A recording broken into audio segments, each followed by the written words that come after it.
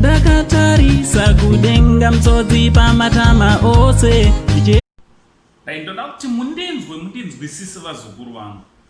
Kana ndichitaura ndoda kuti mubatisise mazwi. Kuita rini? Kuitira mangwana vazukuru vasekuru sei ndanditi? So ma-streets me-social media mandinoswera ndichitenderera ndabva ndaita udhuma nechikomana Soja Love handiti. Ndasangana Jalove anga achitaura zvandibata ipapo handiti. So what I'm going to do, ndichaisa mashoko aJalove azvitaurire ega imi mozvinzwira handiti. So chiterera kana unga usati wasubscribe pa this channel, I kindly ask you mzukuru kuti hapana chekumirira. Subscribe, turn on your notification bell so that whenever we upload a video, you will be notified. Thanks very much. Nesupport yese yamunopa pamusha penyu, basa richifamba zvakanaka, zvinhu zvese zvichienda mberi zvakanaka. Handiti? So ndabva ndasanganawo nemuzukuru wangu Soja Love. Jalove sekuziva kwenyu anga ari ku Cape Town handiti. Akaenda ku Cape Town on Thursday. Vakaenda varipo iye Jalove, Soja Love, vakaenda na Pumako, vakaenda na anonzanu, vakaenda na Niko na Jamaster nditi mpano wekaratu. Vakaenda na Popten anditi varipo 4 vakadaro. So they were supposed to perform all of them on the 31st of last month of October. Vaifanira kuperforma ipopo. So what happened ndezvekuti vamwe vakanoperforma, but it's very unfortunate kuti Soja Love pa time yaifanira kuti anga ari anoperforma club kwavaiperformera haana kukwanisa kunge ari wana mukana wachona. In fact akatozoendako club yavhara.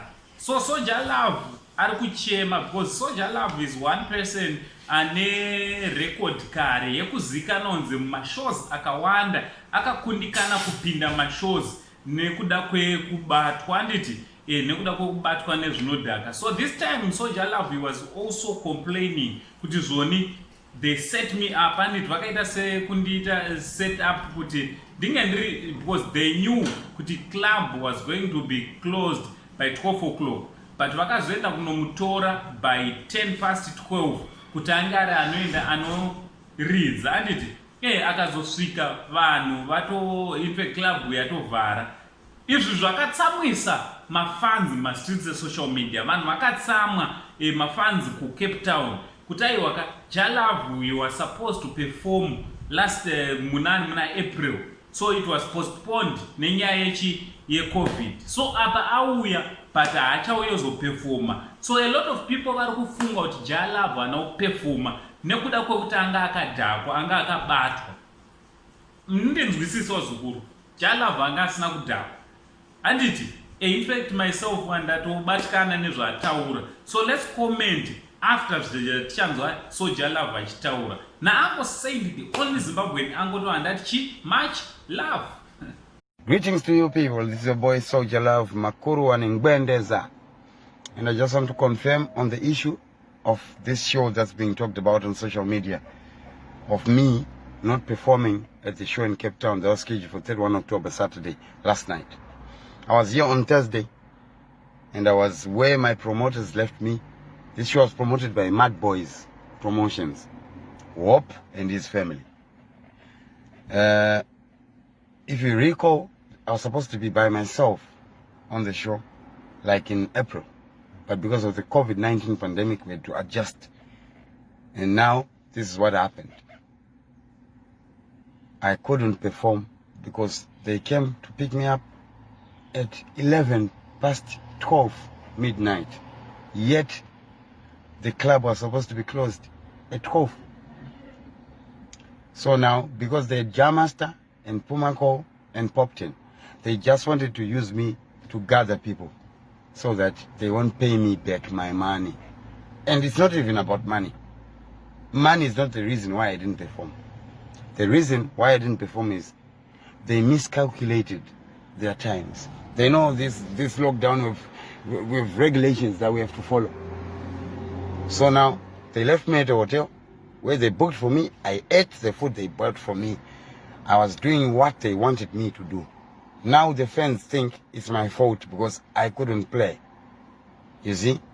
So I don't have much to say, but I don't go to Anu. So chakanta saburiza. My promoter guys on trying 11 past 12. You want bawara no 12. And one wakatsamwa wakati Sauro atanga. But hapana chandakatanga. Na loto kusuwa I miss my fans like my mom. Like the way I miss Tembeni. Hapana panikatadza. Kuya kuzokuimbira enda kusuwa kudai. Saka I just want to clear the air. These guys, they are just starting promoting. It was the first show yao. So I don't know kuti vakazvifambisa sei, but ndakauya kuno kumuswe Thursday. Vakandigarisa pavakandigarisa ndo vakatondigarisa.